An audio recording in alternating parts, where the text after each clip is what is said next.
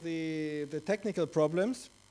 First, welcome to this session here, and let me first, introduce Lyndall, who actually organized the session today. And Lyndall is also a new colleague here from the forest products team, working on sustainable forest products, and she will introduce herself in a second. And then, so you brought another fellow from Australia to Rome, and it's great to have you, Jacki, with us, who will talk about a very interesting topic, linking well-being and natural resource management. And actually, when we, from our side, Lyndall and I, we met the chair of our advisory committee on sustainable forest-based industry, and we talked about the bioeconomy. She brought us something from the bioeconomy in Sweden and some studies on well-being and health benefits of wooden furniture in schools, and the positive impacts of this for health-related issues in school. And I'm sure that we will hear probably something similar from you. We will be hearing about that. Yeah. So while we are fixing the problems, before giving you the floor to introduce yourself and the topic, maybe we do a little quick tour de table so you know, and I also know who is around the table. So my name is Sven Walter. I'm the team leader of the Forest Products and Statistics team. And then I know that we have here next to me a visitor from Japan, and you can introduce yourself, and then we make a very quick tour.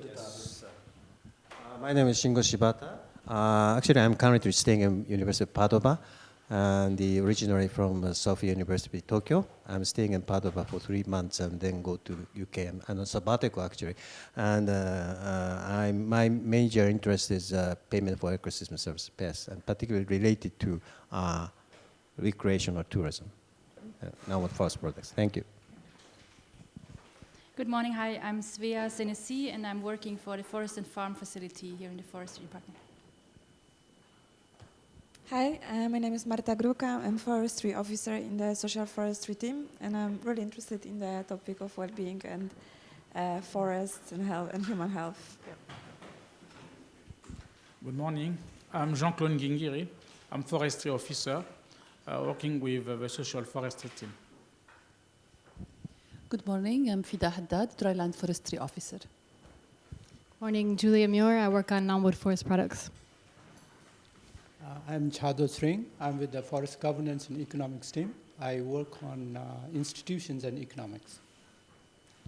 Good morning, Arvidas Lebedys. I work on forest product statistics. Ashley Steele, also forest product statistics. Hi, my name is Emma Gibbs, and I'm supporting the Forest for Food Security and Nutrition team here. Hi, as Sven Walter said, Lyndall Bull, new forestry officer working on sustainable wood products. Forest products, sorry. Good morning, I'm Ken Shono. I'm forestry officer in forest management. Good morning, I'm Jonas Cedergren. I work with forest technology. Morning, I'm the old forestry officer on fire management, also from Australia, Peter Moore. Good morning, my name is Magnus Kille. I work with small and medium forest enterprises. Good morning, I am Patricia Kiyak. I am from the Mountain Partnership team. I am not a forestry officer, I'm a policy officer, but I'm interested here in the connection of well-being and natural resources management, the topic, because I see that in a way or another I will have to work on those topics in the next years. Thank you. Good morning, my name is Loreto Sanz. I'm consultant at the Red Plus and NFM team, National Forest Monitoring. Hi, good morning. My name is Arturo Gianvenuti. I work in the Forest Products and Statistics team, mainly on sustainable forest management and energy-related issues in displacement settings. Cool. Now, I'm meant to wait to introduce myself until that thing's up on the screen, aren't I? Or would you like an introduction now? Definitely already introduce Excellent. yourself. Yep. At least you can see here that we have a wide range That's fantastic. of forest colleagues and all the different domains. Yeah, thank you so much. everyone for turning up. I've got a little microphone, so I don't need this one. But basically, yeah, so I'm an associate professor at the University of Canberra. I originally trained as a forester, but then my PhD looked at social dimensions of forestry. And since then, I've moved a lot into looking at how we support workers who experience natural resource management transitions. So, for example, if we see declaration of a national park in an area that was previously being harvested for timber, how do we support the livelihoods of the people whose livelihoods are affected? And that's sort of got me sideways into wellbeing work. I've ended up in Australia running a thing called the Regional Wellbeing Survey. The idea is that we're surveying people living in rural and remote areas to find out about their wellbeing and quality of life, and we're doing that because we've got a real inequity in that a lot of wellbeing focused work is very focused on urban areas, and it tends to leave out a lot of the natural resource dependent areas. So we've been doing a lot of work on that, and then on how can we think about wellbeing through supply chains so that we actually can get somewhere with that, and say how do we have a more holistic view of wellbeing that incorporates agriculture, fisheries and forestry. So that's what I'll talk a bit about today. When you think of wellbeing, a lot of people think of something very fluffy, very, wellbeing, wellness, retreats, spas, things like that. And we need to think about what wellbeing actually means, because increasingly internationally people are moving to measuring progress based on wellbeing rather than GDP. So we've got the classic quote from Simon Kuznets. Does everyone know who Simon Kuznets was? He was one of the architects of national income accounts, which led to the modern system of GDP. And one of his classic quotes is that he constantly said the welfare of a nation can scarcely be inferred from a measurement of national income as defined by GDP. So he said, whatever you do, don't take these national accounts that I've created and use them as a measure of the quality of life of people or how well a nation is going. So promptly, what we did internationally was immediately do that. And we said that economic growth is the goal, effectively. And we sort of substituted that in a way for progress. And that's been questioned ever since its inception. So we've really seen people from John F. Kennedy back in the 60s saying we cannot measure progress this way. It should be about quality of life or well-being. In the last couple of decades, that's started to take on a lot more meaning, because we're seeing a lot of international organisations, a lot of governments internationally, quite a few countries, starting to explicitly change how they measure progress and have national accounts that measure progress based on well-being. So can anyone tell me the first country that took this approach? Bhutan. Very good, Bhutan. So Bhutan was the first to come out and say in 1972, we don't want GDP, we want gross national happiness. But they actually didn't have a way of measuring that for quite a long time. They've only recently introduced a formal index of how they can measure that and report national accounts of well-being each year. And similarly, we've had a lot of countries over the last decade specifically introduce specific measures, indicators and ways we can track well-being, so that we have a way of not just talking about it as a nice thing, but getting a little bit more hardcore about it, so that we can say, this is not just a fluffy concept, this is a measurable concept. This is something we can report against, and we can say, not are we producing more or employing more people, but is the quality of life actually improving? Because do we want more jobs, or do we want the people who have jobs to have a good quality of life? We have to think about the choices we're making there, because quite often we are promoting a lot of things based on the idea underpinning it that we're promoting quality of life when we might not be. So then we've got to start thinking, what is this sort of fluffy thing called wellbeing? How do we actually define it? So I'll skip my slide. You still won't be able to read anything, but it's the quote slide. And basically, mental health for an individual person, well-being means you're able to realise your potential, you're able to cope with normal stress in life, you can work productively and fruitfully, and you can contribute to your community. It's not just about feeling good. When you have good well-being, you're actually more efficient at work. So we've seen a lot more take-up in the private sector of a lot of our well-being work, because they see increased productivity when they do that, than we've sometimes seen in governments. Because when you can see tangible benefits in terms of things like worker productivity, you tend to take it on. When we look at communities that have good well-being, they're providing good living standards to people there. They've got houses that have clean water, that do well in heat waves or in really cold weather. They've got a good set of community groups. People can actually have a good social life. All those things really matter to our well-being. So what we've seen is lots and lots of countries. Oh, this is where yeah, I'm just going to get a bunch of things on the screen so I don't have to keep pressing it. There we go. So what we're seeing is a lot of people now measuring wellbeing as a measure of progress. So everyone from Bhutan, they've got their Gross National Happiness Index. They have several wellbeing domains around it that they measure, saying what's important to our wellbeing is all kinds of things. So if I can get my computer to show it, basically the types of things you tend to measure is, do people have reasonable places to live in? Do they feel satisfied with their lives? Do they feel they've got opportunities to achieve? Do they have reasonable health? Health is one aspect of wellbeing, but only one aspect of wellbeing. So we've got a lot going on. And we're increasingly seeing it. It sort of started, and a lot of people said this is a rich countries trend. You know, you're rich enough, you can now talk about wellbeing. Now we're increasingly seeing Paraguay, Costa Rica, a whole range of developing countries starting to say we're going to measure wellbeing from the start as our measure of progress. So that's great, but what you tend to get when you're in a role like mine, I'm an academic, I work on both wellbeing and natural resource management. And my typical day at work goes something like someone ringing me up saying, could you please measure wellbeing of workers here? Then the next person saying, could you measure sustainability here? And we should be bringing those things together a lot better than we are. We are starting to do that. So obviously we've got the SDGs. Sorry, I will click, but I think... Yeah, yep, I'll just have to make sure I'm not clicking ahead accidentally. So the SDGs, anyone tell me what SDG 3 is? Improved health and wellbeing. So what we're seeing is this sort of almost slow collision where sustainability indexes that never used to talk about human wellbeing now have one little pillar that's about human health and wellbeing. And the wellbeing on the other side never used to talk about sustainability. So if you look at a lot of the early wellbeing indexes, they didn't think about environmental sustainability and how our natural resources sustain us very well. And they're starting to get interested in that. So we need to start bringing them together. We also need to bring that together with things like certification. So I've been quite involved in the Forest Stewardship Council in Australia in the past. One of my roles was to say, in the FSC and in most certification schemes, so PEFC as well, obviously, we get asked to measure what's our social impacts, and we often find it very, very difficult to do that. So we constantly, again, have this need to say, what are we doing in terms of wellbeing? It's not enough to say how many jobs do you generate, it's are they good jobs? Are they jobs where you have a quality of life and you end up living a good long life? All those things really matter. Let's see. And of course, hands up who recognises the Millennium Ecosystem Assessment Horrendogram.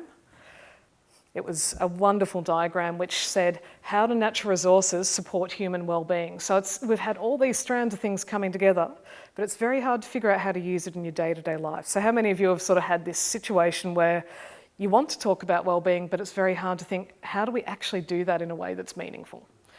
So the Millennium Ecosystem Assessment, I think, did a fantastic job, but was very theoretical because it sort of talked about the very basic ecosystem service functions and how they support human life, but didn't get into other things like biophilia, nature connection, and the day-to-day, a lot of the livelihood stuff. It is in there, but it's not very well teased out.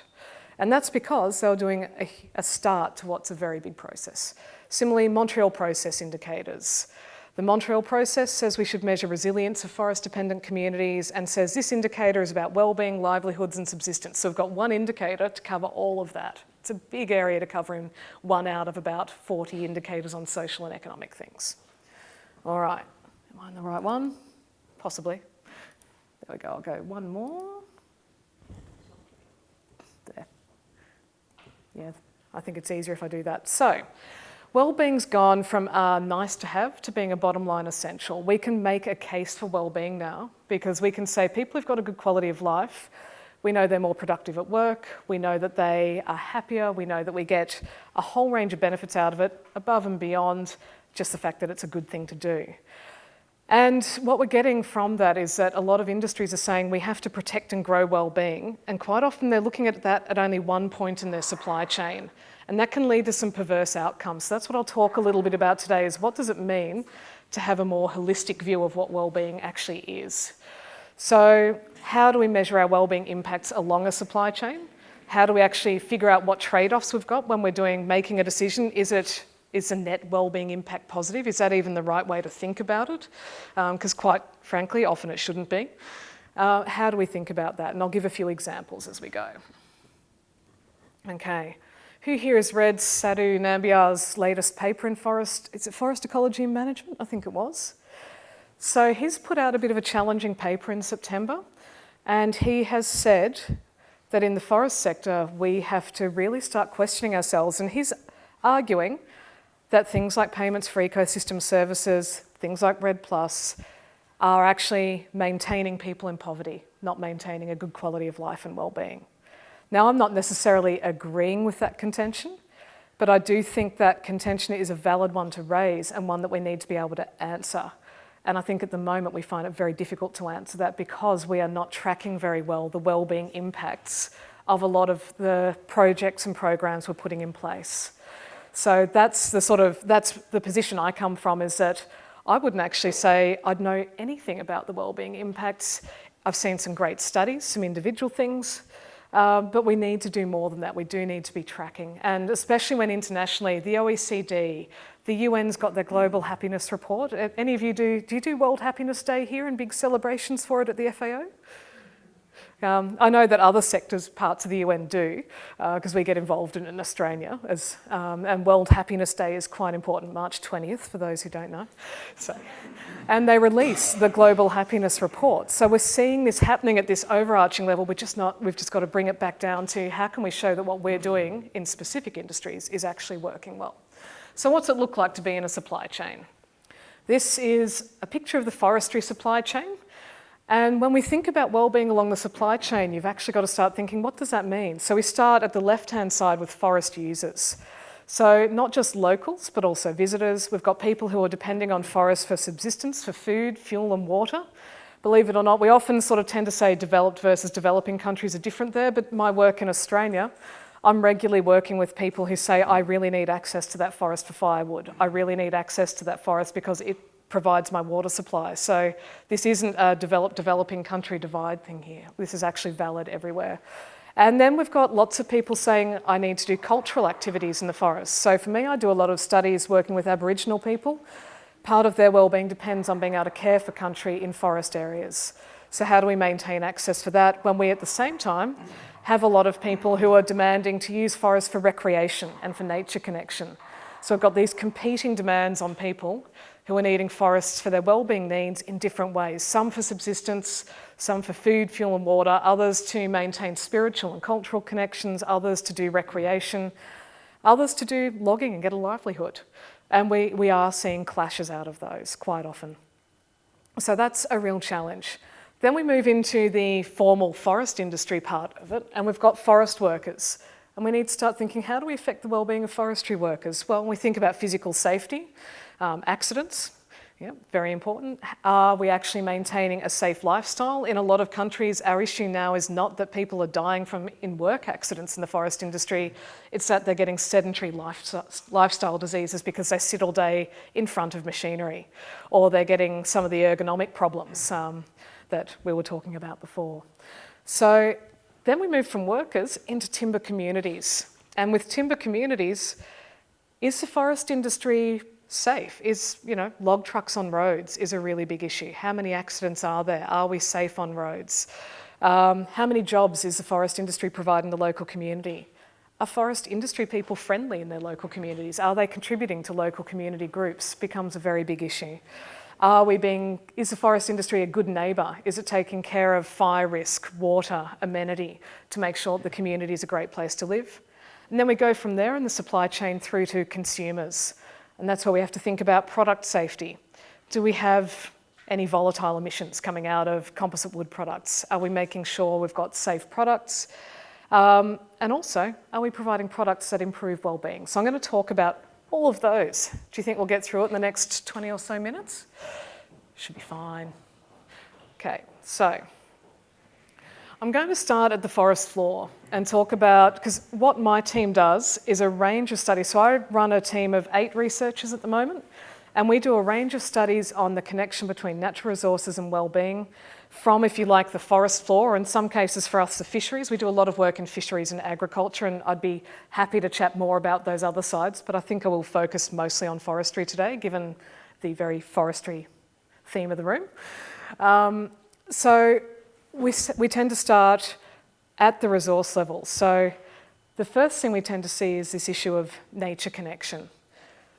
How many of you have seen lots and lots of articles saying go out and connect to nature to improve your well-being? We've all seen them lately. We've heard of forest bathing.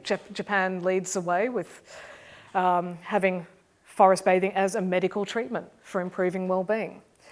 So back in 1984, Edward O. Wilson proposed this hypothesis saying that humans have an innate need to affiliate with nature, and that as globally we've become more urbanised, we're lacking connection to nature and we're reducing our well-being through our lack of connection. And he argued for increased connection to nature for both well-being and sustainability.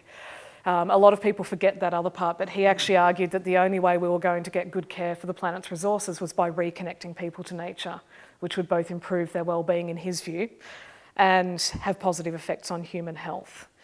Now, everyone immediately went, oh, really, a biologist telling us a social science theory, and got quite upset. And about 300 or 400 studies later, we found that it actually holds a lot of weight. People do have better well-being when they get the right amount of connection to nature. So there are studies showing everything from, let's see, what have I got on here? Studies showing if you're in a hospital recovering from surgery, you have two people, one's recovering from surgery in a room with no windows looking out to nature, one has a window looking out to nature. They've had identical surgery. When you pair people up like that, you take 300 or 400 people, the people who have the window view out to nature statistically significantly recover faster. And they have shown it in study after study across different cultures. That one's now been shown in over 50 studies, so we've got a lot of evidence on that. If you take people and divide them into two groups doing physical exercise, trying to improve health, one group runs on treadmills in a gym, the other runs through a forest. The ones in the forest will show improved mental health outcomes compared to the ones running on the treadmill. Even matching it for the exact amount of exercise. So we have a lot of evidence that yes, there is a lot of particularly mental health benefit, but also physiological stress. Your heart rate actually reduces when you're in nature. If you're in an urban area and you find a park and it's got no noise of traffic in it, your heart rate goes down, your stress reactions reduce. So plenty of evidence of that. So we know that it's actually one of the best ways that any managers of natural resources can promote well-being is by enabling particularly urban people to have access to natural resources. However, we do tend to come up against a few challenges in that when we say combine that with a forest that's being logged, we get a lot of people saying, oh, could you stop the chainsaws? I really want some peace.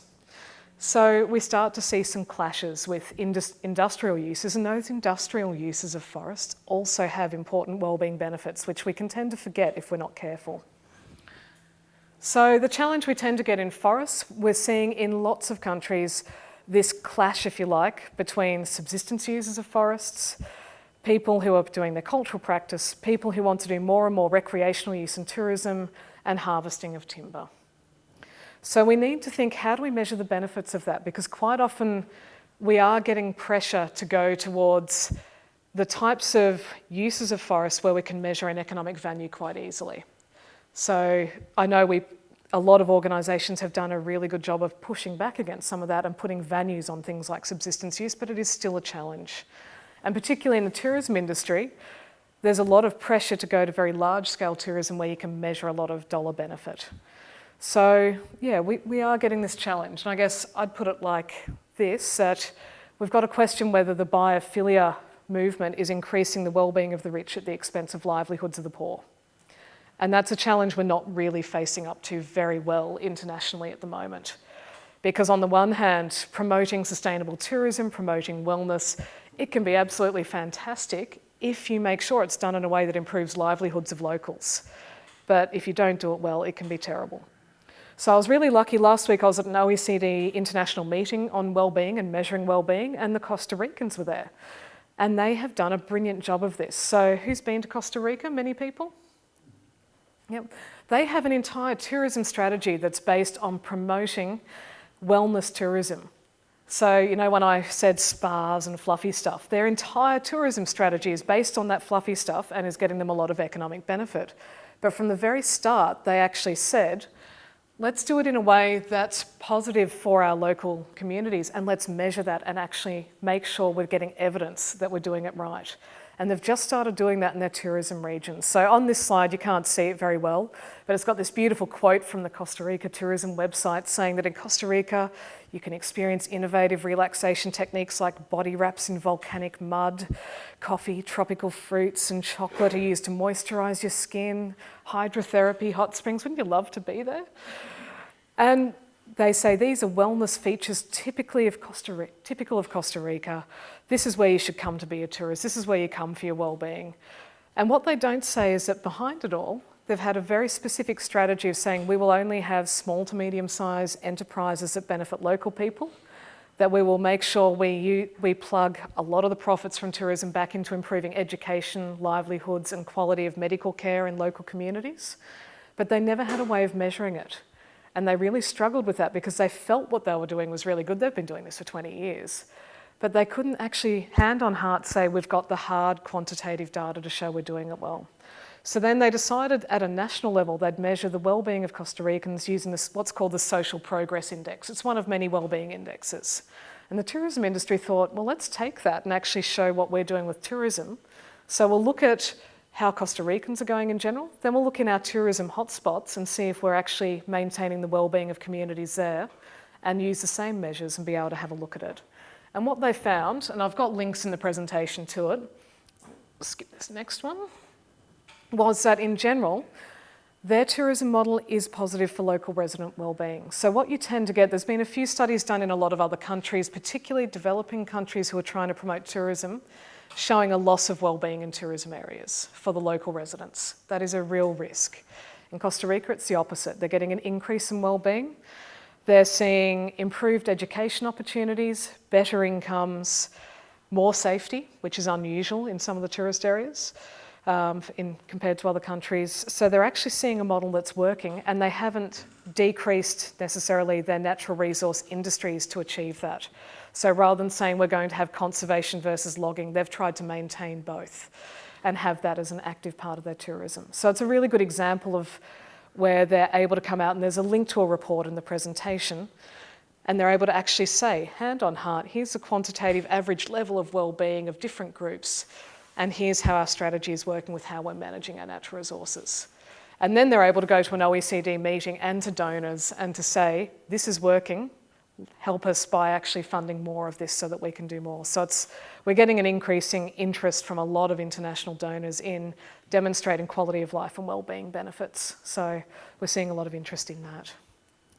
So the sorts of things that they found was that people in Costa Rica in the tourism areas had better access to nutrition, better medical care, better water and sanitation, better quality housing, better personal safety, better information and communication, so that access to telecommunications you get in tourism areas was actually having a benefit, better environmental quality and better education. They're all important aspects of well-being, and they're able to put numbers against all of those things and say, how are we improving it?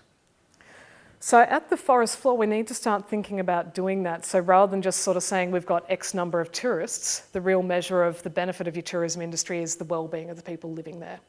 And Costa Rica does both. They do some brilliant tourism stats in terms of value of tourism as well, but they say that's not enough. So they're really good.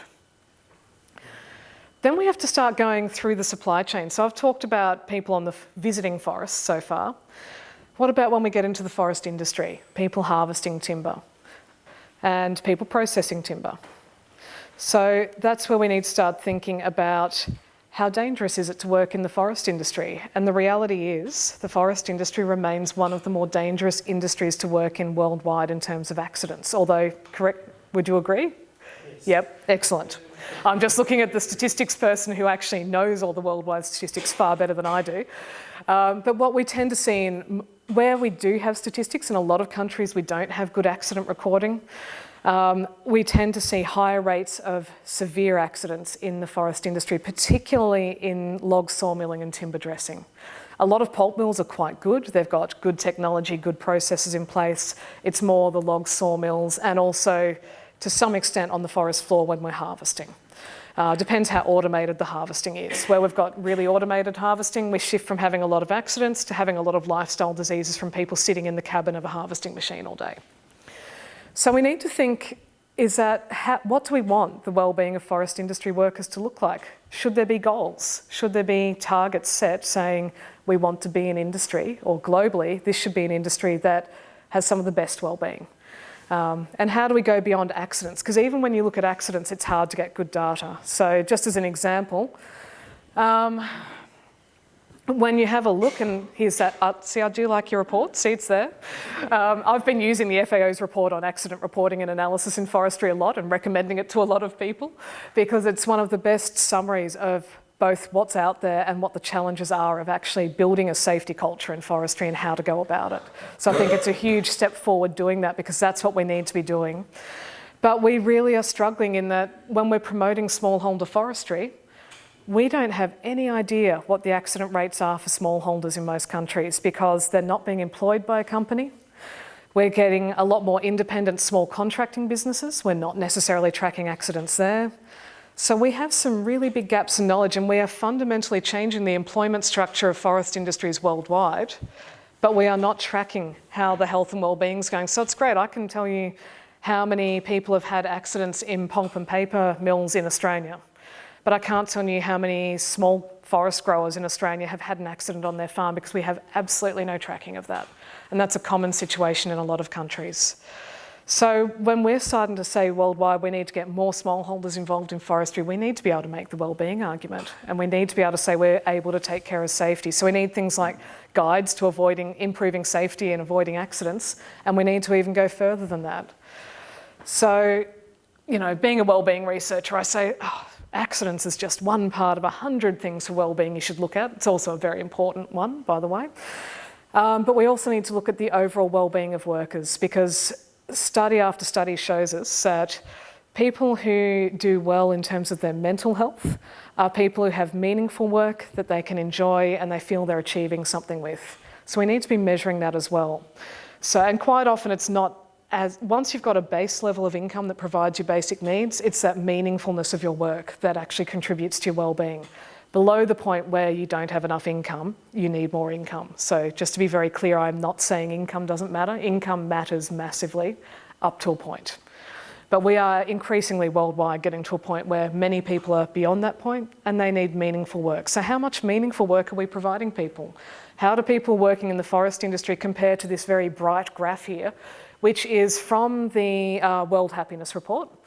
And that's produced every couple of years, and it ranks countries based on the average well-being of the people living in them. So top countries, Finland, Denmark, Norway, Iceland, Netherlands, anyone seeing a bit of a pattern going on there? Switzerland, Sweden. Then we get to New Zealand, which unfortunately is above Australia. But you know, that's just a local problem for us. But interestingly, Costa Rica comes in at number 12 because they've had an active, we will develop based on well-being. And you do see some other forestry-centric countries to an extent. I guess I think of Uruguay as a very forestry-dependent country. They come in at 33 out of 100 and something countries. That's pretty impressive. So we are seeing some forest-dependent countries coming in quite high on the well-being rankings. How much is the forest industry contributing to that? How much is it when we see the World Bank producing their nice infographic here? This is taken from, I think, their infographics taken from FAO data, from what I remember. But basically, we've got, theoretically, 54.2 million jobs, of which, by the way, 41 million are informal jobs in forestry. We're maybe tracking the health and safety of about 2 million of those workers if we're lucky. What about the 41 million people who informally depend on forests for their livelihood? How do we track that well-being? So we've started in Australia doing that, and this graph's really exciting, but you know, doesn't look it. We've been tracking the well-being of workers. We've done several studies of forest industry workers where we're actively measuring multiple dimensions of both their physical health, their mental health, and their well-being. And we've got a couple papers published on this and a few reports, so I'm happy to provide links to those for anyone.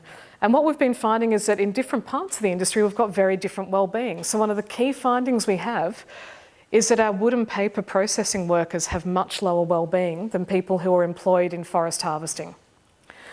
So And we've been looking into that, and we've got a few ideas of why that's the case. In Australia, it's mostly because they're on rotating shifts, which means that they spend 7 days doing a 12-hour shift, then they get 7 days off, then they go to a different 12-hour shift at a different time of day and swap their sleep cycle. And that's actually shown in multiple studies to be quite damaging to your mental health, constantly swapping your sleep cycle. So it's telling us a lot about how we could improve health and well-being of workers in Australia. However, telling the processing industry that they should completely shift their shift structure is not really working out well yet, just quietly. I'm sure we'll get there though, and one thing they're looking at is can they change the pattern of how often people have to change their sleep cycle. So we've got a few companies who are doing that.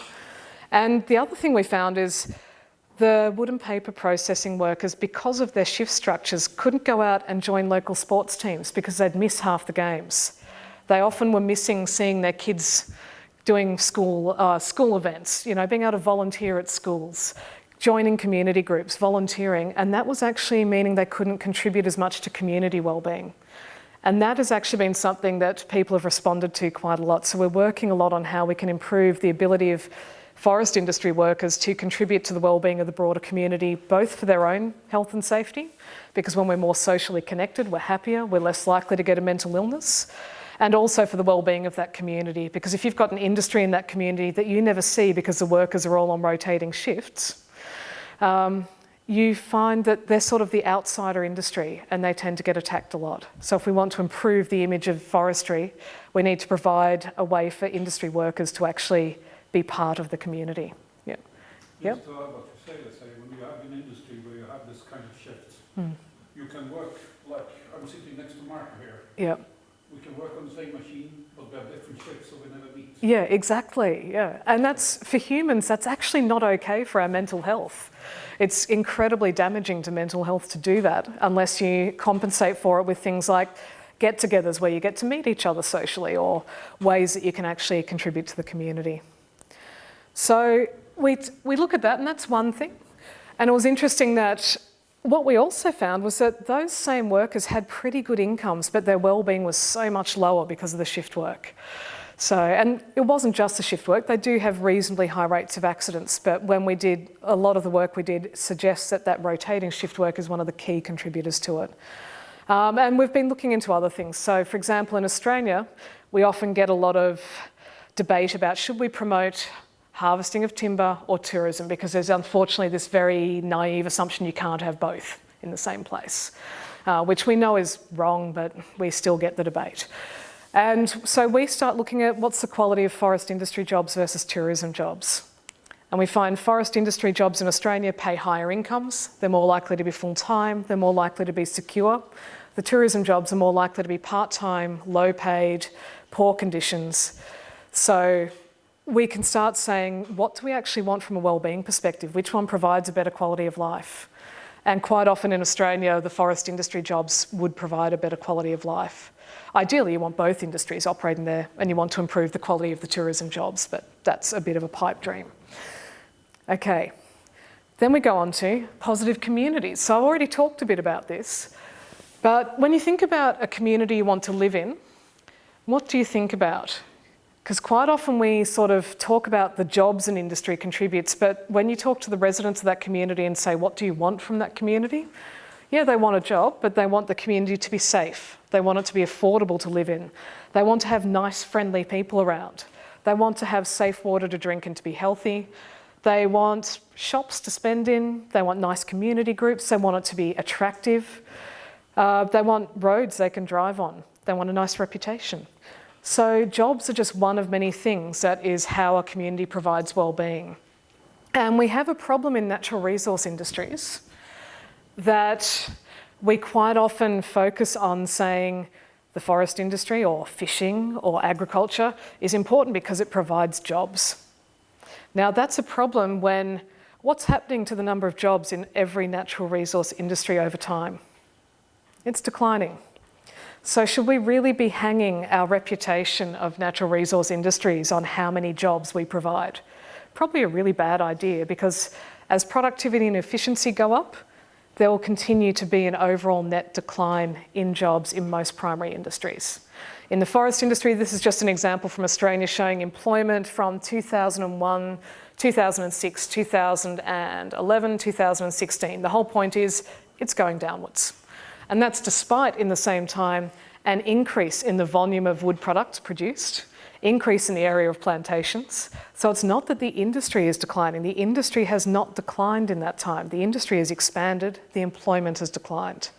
And one of the problems we get is when we have people say, oh, that's terrible, we've got to maintain those jobs. That is how an industry dies in a country. Because if you cannot be efficient in your production and you cannot compete, instead of having a few jobs lost, you will have all the jobs lost, and that will contribute to a big loss of well-being. So we do need to shift our mentality to saying, it's great that we're productive, we're efficient, let's focus on having the jobs we do have being good for well-being, good for quality of life. Being the industry that makes a community a friendly, nice place to live, rather than being the industry that provides all the jobs in that community. So an example of that is where we see, how many of you are mountain bikers? Is there much mountain biking around Rome? Probably not. A little bit? So lots and lots of countries we're now seeing are combining commercial forestry with mountain biking trails.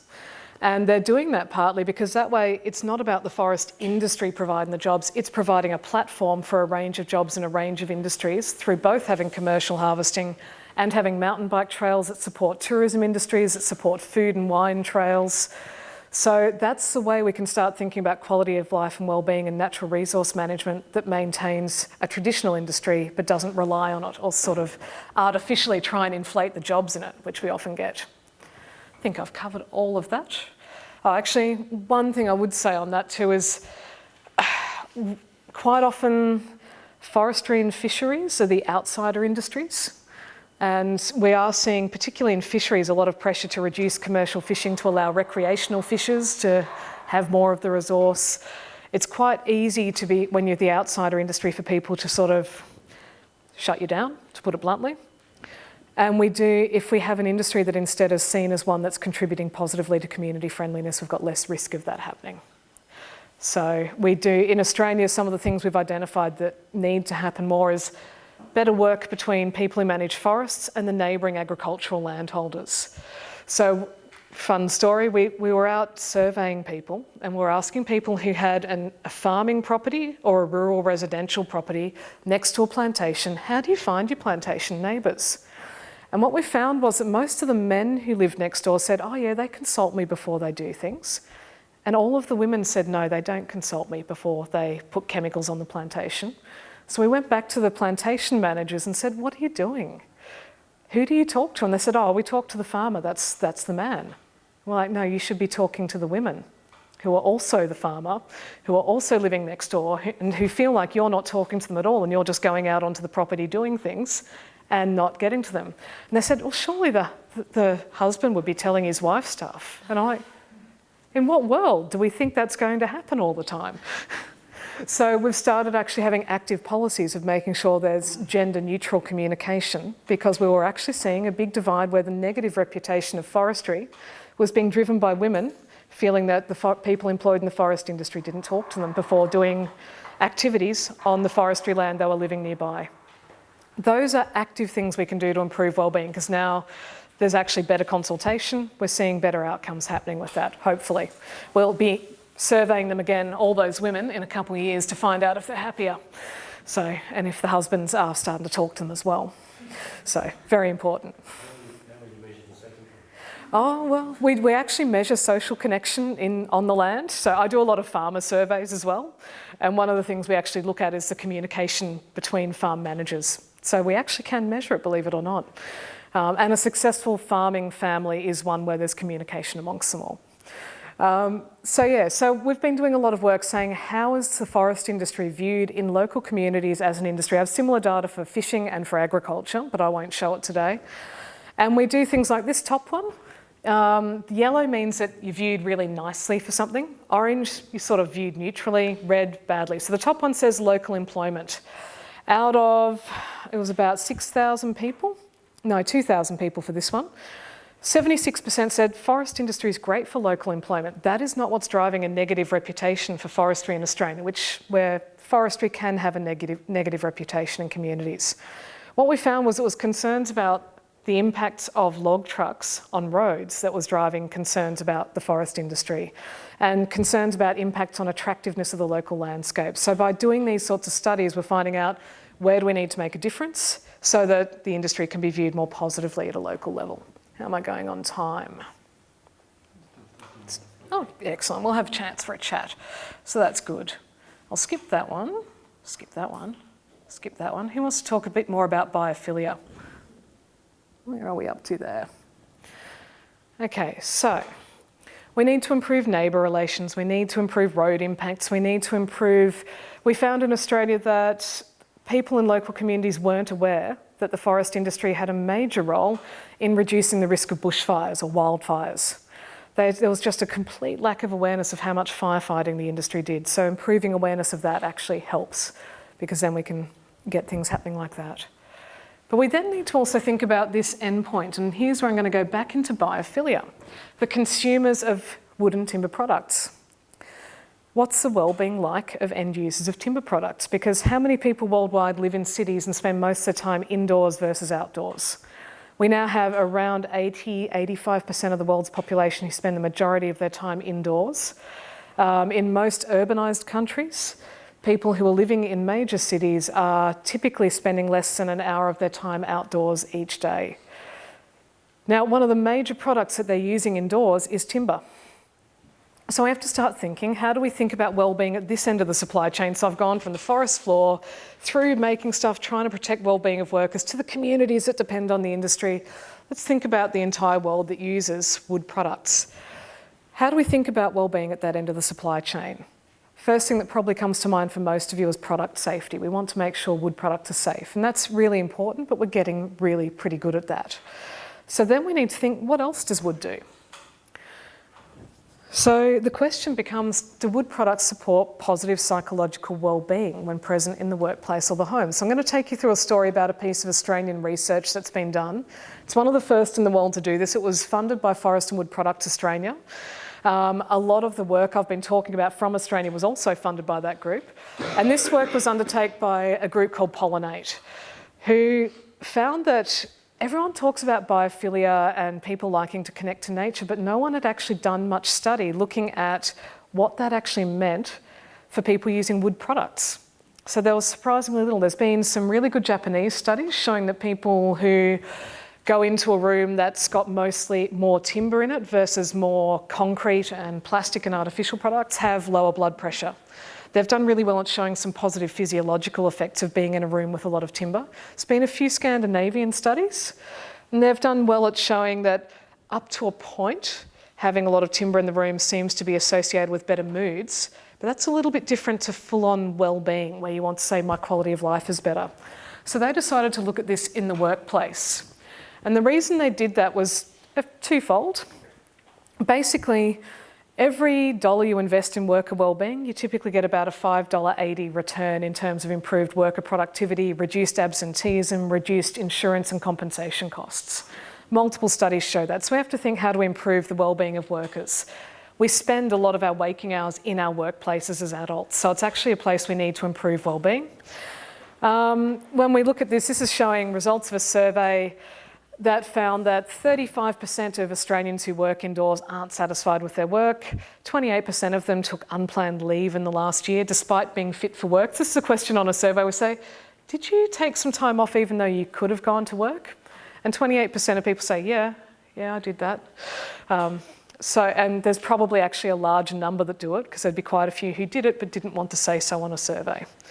And those with higher satisfaction with their work are less likely to take the unnecessary leave. So how do we improve well-being in the workplace? We know lots of stuff about that. We know that having a positive workplace culture improves your well-being.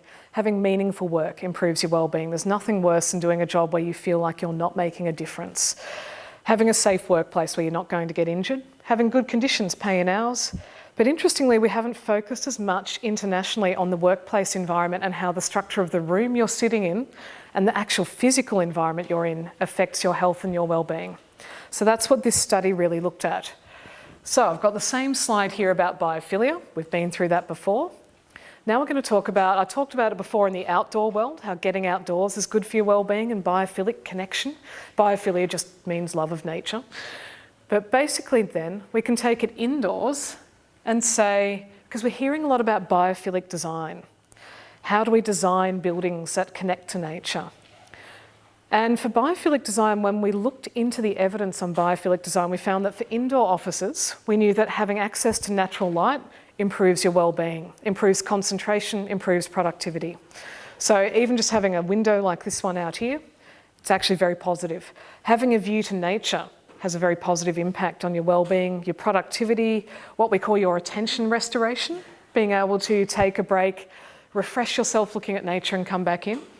When you don't have that, having nature images, which I'm seeing a couple of on the wall across from me, is also very restorative of your attention. They've found this out doing lots of studies where they put these poor office workers in different randomly assigned office locations, some with more of these elements, some with less, and basically just do experimental designs on them and then track their productivity at repetitive tasks. So it's a bit cruel, but they show it really well. And they've shown it in more policy-oriented workplaces as well.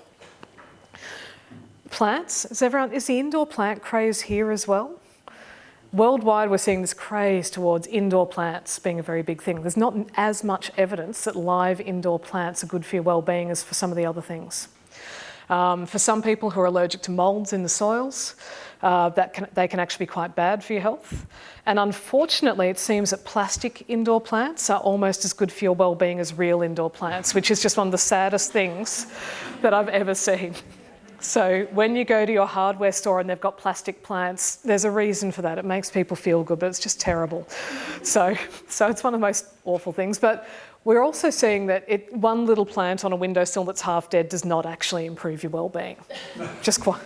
And yeah, it's a real problem because we're getting that promoted. We're getting this, have a single plant. It's like, no, one small cactus is not going to help.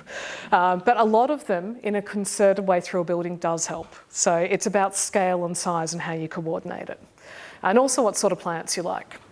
So this group, but the other thing we didn't have evidence on wood surfaces. Very little evidence on wood surfaces and things like attention restoration, productivity, well-being. Not much on natural stone, water features, things like that. So Pollinate, this group, did a survey of 1,000 Australian indoor workers. It was representative by age, gender and location. They measured their satisfaction with work. They measured their health, their well-being. And then they measured all the aspects of their workplace that might be affecting their well-being. So they said, do you have a good workplace culture or do you really hate the people you work with? They said, do you like the work you do? Is it meaningful or is it repetitious, horrible work that just makes you feel dead inside? And so it was a really comprehensive survey. And they also said, from where you work, how many wooden surfaces can you see? And what percentage of the area, broadly speaking, has got some timber? And can you see water features, natural light, nature images? Can you get outside to nature very easily? Do you have natural airflow? Because that's actually another one. Natural airflow improves your well-being quite a lot if you can get it in an office. Not many people have that, but it's quite good. And I got brought in at that point. They'd collected all this data and I said, oh, you're kidding me. This is going to be hopeless. You're never going to find anything out of this. They'd collected such a good data set that we actually found some really interesting stuff. So my role was to come in, review this data set and say if there was anything in there that was robust enough to say there was any evidence that timber surfaces had any positive relationship to well-being. And I honestly thought I'd find nothing because I thought it was Forest and Wood Products Australia, they've got a vested interest in promoting wood products. And I said to them, I'll review it, but you're probably not going to be happy with what we actually show. And by the end of reviewing it, I changed my entire plans for my house renovation to include more wood surfaces because the evidence was so strong coming through this data set that there was actually a positive connection. So my role was to say, once I control for everything else affecting their well-being in this data set, do I see a relationship between timber surfaces and the well-being of those workers? And the short answer is that yes, I did. So people were asked, how many of you have natural-looking unpainted wood that you can see from your workstation? 72% of workers do have that. In Australia anyway, not all countries. Only 47% had natural light. Only 42% had a window with a view of nature, so we're talking 58% of people who have no way of seeing nature during their workday. Only 38% had indoor plants, only 24% had even a photo or a painting of a natural area, and 10% had a water feature. So what we're seeing there is that timber's quite important because it's one of the most common biophilic elements we may easily be able to incorporate into a workplace. And that's really important because it is hard. You can't exactly bash windows in offices that have been built to provide a view to nature. There's a lot of things that are quite hard to do to retrofit, but timber you can bring in. And timber, you don't have to worry about watering it. Yep, no worries, I'm almost done. So because you don't have to worry about watering and maintenance, what we often see in the biophilic buildings where you have a lot of indoor plants, their maintenance costs are very high. So it actually creates problems for affordability. Timber, we don't have that problem. What we saw is a straight line relationship between well-being and having biophilic elements present in your workplace. And then when we strip that down to just timber elements, which is the next one, the brown means it's just timber, we saw a very direct, straight relationship between more wood being very positively correlated to health, well-being, work productivity, even after accounting for other biophilic features, after accounting for income earned, whether you liked the people you worked with. So if I take 3 people out of the data set who hate their workmates and another 3 who hate their workmates but have a timber desk, you can guarantee the one with the timber desk will be happier, even if they're earning the same income and all of that. So that was what was surprising about it. It was a very strong relationship. So one of the things we can do is improve well-being through how we focus on the use of our end products in the timber industry. So there's a really good report on this. It's called Workplaces Equals Wellness, or Wellness plus Wood equals Productivity. We're also applying these sorts of learnings in projects other than that. So I'm going now from developed country to a developing country context. I'm in 3 weeks heading to Sierra Leone, where we're using those biophilic principles as part of a project where we're creating inclusive urban spaces for young people, 44% of whom live in urban slums in Sierra Leone.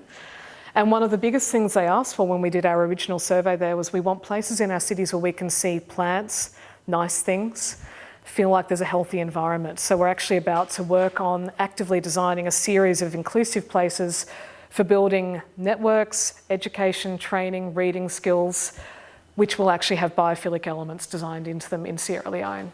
And the locals are really excited about it because previous work has mostly ended up with quite sterile spaces that don't get used very much because they say, when you ask, well, you had this NGO build this space, they're like, don't really like it. So we're about building a space people feel comfortable, safe and happy in so that they can then build and develop. And I will leave it there. That's pretty much it. But the conclusions are, we need to think about wellbeing through the supply chain. We need to be able to add that up and say, how are we going from the forest floor through to the use of our end products and how are we impacting quality of life? It adds a real challenge for those of us who do statistics, and I know that probably there's a few people going, you're just adding 100 things you want me to measure. But we're also seeing a lot of ways we can do that because we've got these international wellbeing frameworks that are actively measuring wellbeing. So we're starting to be in a situation where we can do it. And I'll leave it there. Thank you.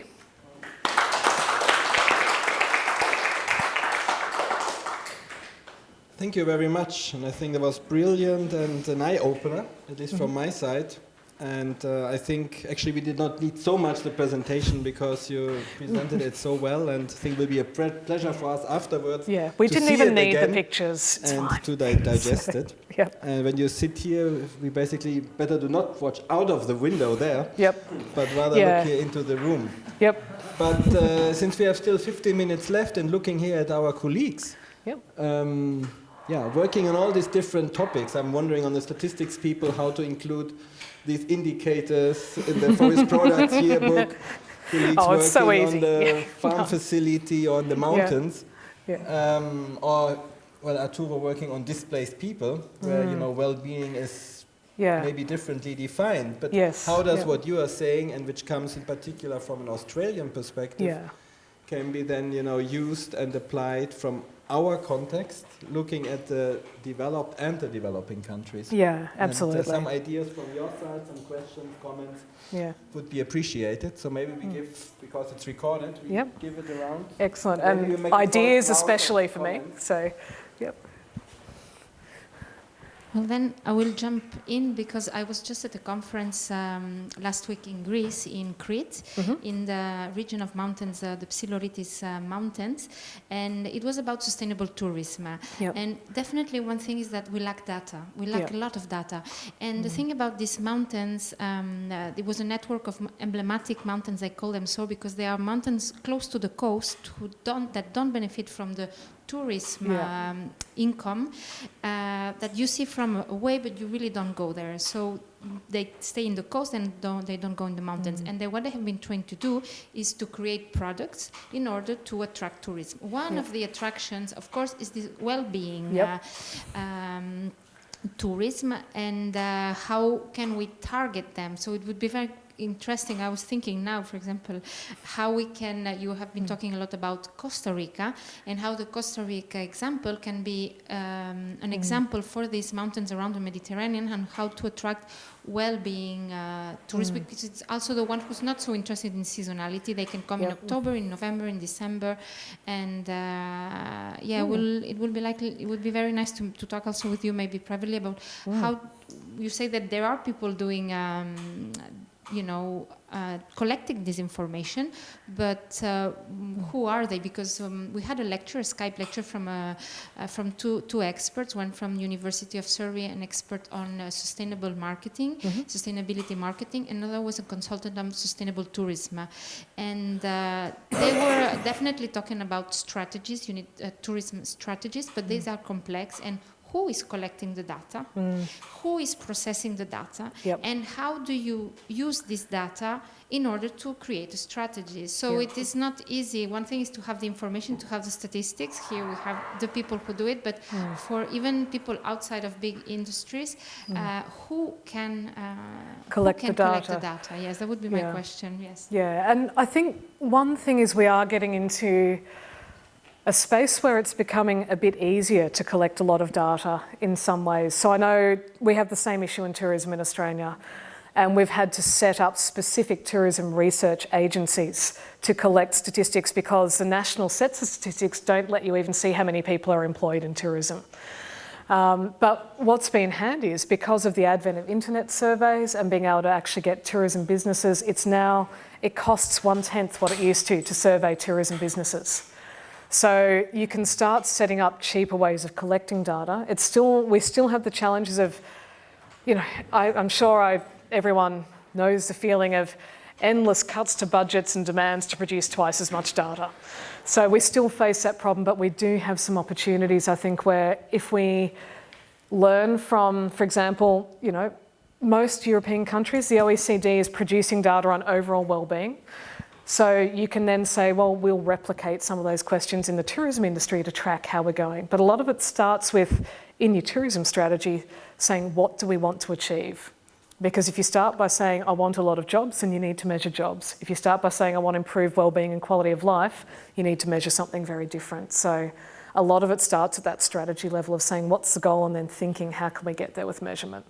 I'm making it sound far easier than it is, I know. But I know in Costa Rica, they set the strategy first, and then it took them a good decade or so to figure out how they would measure. I can certainly put you in contact with the people who are. Magnus? Yep. I have a question about the people working in the forest industry. Yep. Basically, you said that there are many not so happy people in the forest industry. Some, only in the wood and paper processing in Australia. So, one very specific example.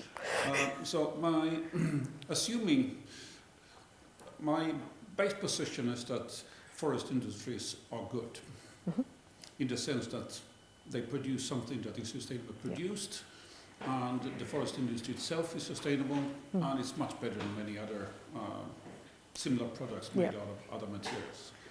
But the question is, are there any studies if those people working in the forest industry are aware of this and sort of understand what they are working with is better than plastic or whatever else, let's say.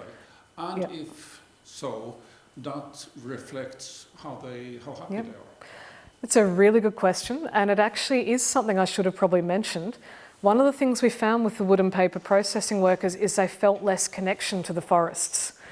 And I would say, I can't say hand on heart that they felt had less understanding of the sustainability of the industry, but I suspect that's part of why they're not feeling as happy, because there's not as strong a sense of purpose or of being part of an industry. Whereas people who worked in forest management were happier, despite often having just as long working hours, and also felt much more, if you like, connected to the industry. So I think there's probably is something really important in there to think about that purpose and a sustainable industry and feeling proud of your industry. We did find a lot of the wood and paper people didn't feel very proud of their industry. So I think one way of building pride is exactly what you're talking about. So I think it's definitely an area we need to understand better. Yeah. Well, I have a comment that one of the biggest problems and challenges facing our sector is recruitment of the next generation of foresters and forest workers. Yep. It's being talked of in my country, I'm Swedish, as a threat bigger than the bark beetle. And I've heard it in many developing countries where it has even more serious implications. And I would like to add regarding the safety statistics, we are actually going to start working on that together with the ILO. It's very complex. It's very, very complex. Yeah. One striking example is Switzerland, where they did an investigation in professional forestry. They have very few accidents. But it turned out that in private forestry and with private forest owners, they have quite many and serious accidents that go unrecorded. Because they don't go unrecorded, but you've got to look elsewhere. You've got to go for statistics from hospitals, not from the sector. And to add to the complexity of the measure, you've got illegal logging, which is rampant in far too many places. And we can only assume that it kills a lot of people. But those, even though it's illegal, there are still people, those who are killed. And it's a grayscale. Illegal and illegal logging. It's actually quite difficult to define illegal logging. Yep, absolutely.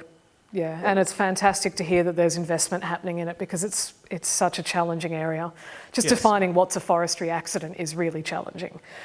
Yes, it is. We're scheduled to have a first brainstorming with the ILO experts as well. This really is an area of expertise more in line with ILO, but we work together in safety and health matters. And it's really important, because then it goes back to things like certification. I mean, FSC requires that you are, basically complying with the ILO convention. And yet it's quite hard to interpret what that means sometimes with health and safety in the forest area. We've really hit that problem in Australia when trying to develop our Australian forest standard for the FSC. We could not clearly define what safety looked like in a way that would comply with the ILO's requirements.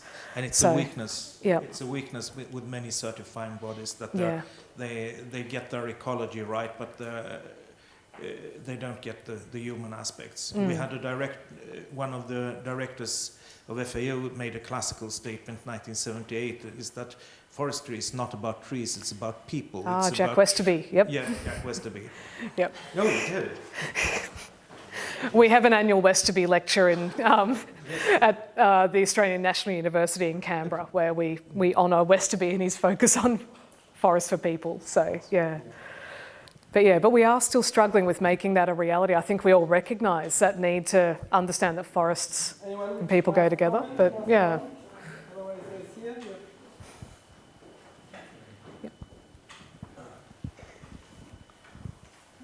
Okay, thank you. Two quick questions. One is you mentioned about the combining commercial forestry and mountain biking. Could you explain a little bit about the situation in your country? Sure. Or some other recreational activities or tourism? And second question is maybe I don't have time, so that's all. Okay. No worries. So with the mountain biking in Australia, we have quite a lot of commercial forestry areas that are being actively harvested, but also have extensive mountain bike trails through them. New Zealand does, Scotland does. So we're seeing it in an increasing number of countries. So a good example is in Tasmania, where some of the most world-class mountain bike trails are in a place called Derby. That's an area where they used to depend on forestry, the forest industry for jobs, and they lost over 10% of their direct jobs due to closures of forestry processing facilities, but they're still harvesting the forests.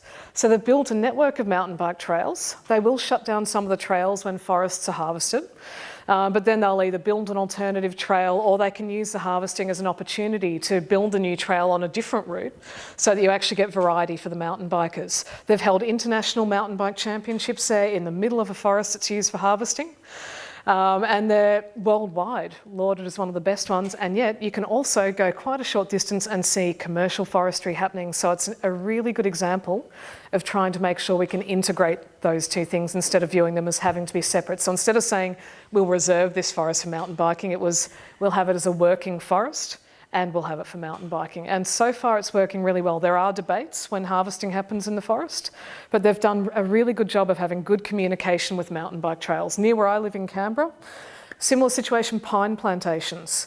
They're being gradually harvested and they've had mountain bike trails put all through them. What they're doing is talking with the mountain biking community about how would you like to design the new trails when we replant, and then they're replanting the plantation so it also enables some really rock solid mountain biking that's really exciting.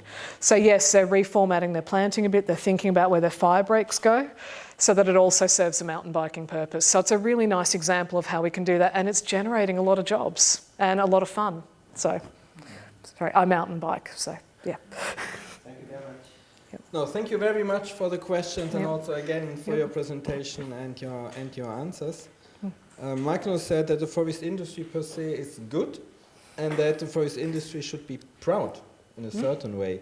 Yep. I think in discussions also we had recently sometimes, I mean, at least I have the feeling that industry is feeling insecure because in the debate they said they are a bit threatened by certain campaigns. Yep. And in the public, forests are seen good, but forestry has maybe then a slightly more negative reputation. I think in that regard, the information we got here is something which is useful for us and for the actors along the value chain, to make the argument and to make the case and to see what does forestry bring when it comes not only to sustainable development, but also to happiness. I think the challenge is, of course, how to use this when it comes to planning. Be it at the country level, you mentioned Costa Rica and how long it probably take and will take, but also at the project level. And then, of course, how do you adjust your indicator framework, where I think many of the issues you mentioned are not yet covered in our normal indicators we are using. And that is something which would, totally change, for example, the upcoming workshop we have when we talk about indicators, where this level is, I think, not yet, touched upon. And I think that opens another box, which I think it's good that you did open that box so that we can continue to think about it. You also challenged by saying that, red and passing schemes is something which maintain people in poverty. You did not come back to it. I would some are arguing that, but I'm saying I don't necessarily agree, but we need to answer that question. That's correct. I would challenge you only by saying, okay, we talked a lot about developed countries, how we did for developing countries, but that's something we can discuss now over lunch. So again, thank you very much for having opened that box of discussion for us. I think we will follow up internally with this, and we will be happy to share the presentation, and then we can definitely digest again what you shared, and you will all have the references so that also colleagues can get back to you with some further questions and ideas. Thank you very much for your participation, and again, you did a great presentation without PowerPoint. Excellent. They say it's best not to use it anyway. Thank you so much for the opportunity. I really appreciate it. Okay. Yeah.